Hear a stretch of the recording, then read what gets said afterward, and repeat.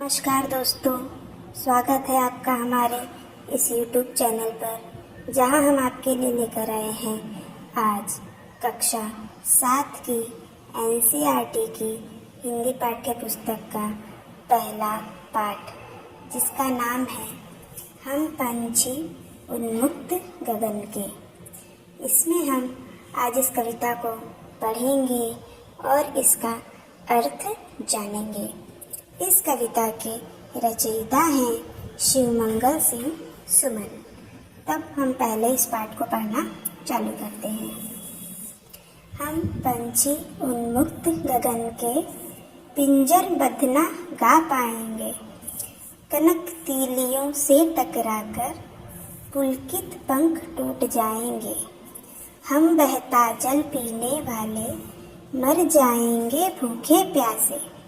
कहीं भली है कटुक निबोरी, कनक कटोरी की मैदा से। स्वर्ण श्रृंखला के बंधन में अपनी गति उड़ान सब भूले।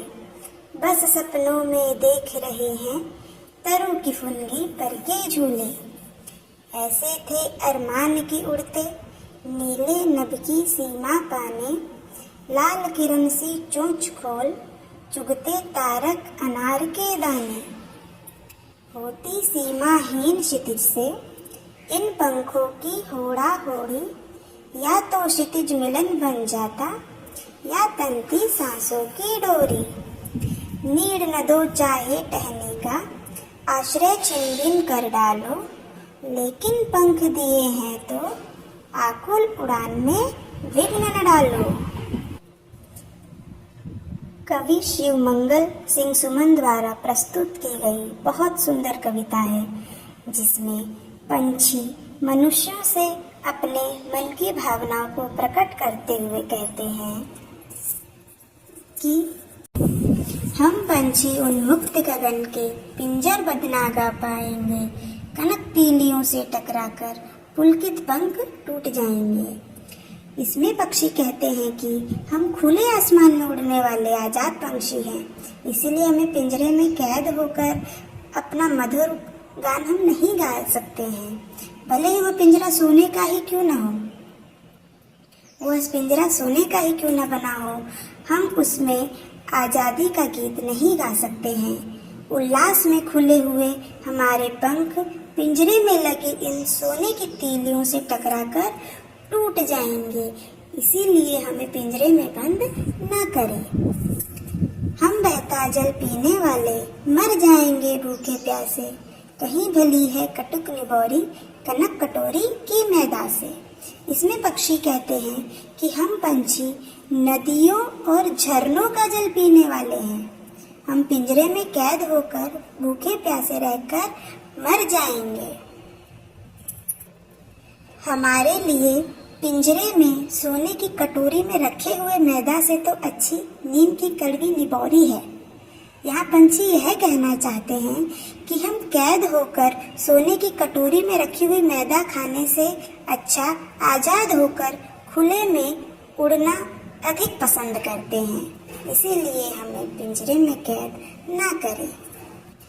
स्वर्ण श्रृंखला के बंधन में अपनी गति उड़ान सब भूले। बस सपनों में देख रहे हैं तरु की फुनगी पर के झूले। पक्षी कहते हैं कि सोने की इन जंजीरों में बंधकर हम अपनी स्वाभाविक चाल और उड़ने के ढंग आदि सब चीजों को भूल जाते हैं।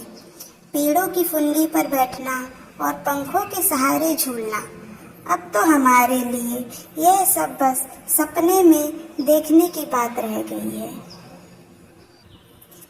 ऐसे थे अरमान की उड़ते, नीले नभ की सीमा पाने। लाल किरण सी चोंच खोल, चुगते तारक अनार के दाने।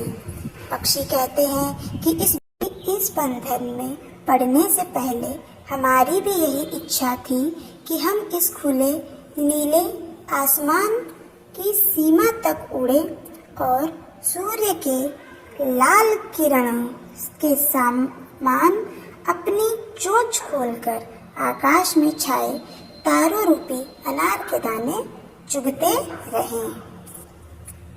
होती सीमाहीन क्षितिज से इन पंखों की होड़ा होड़ी, या तो क्षितिज मिलन बन जाता या तनती सांसों की डोरी।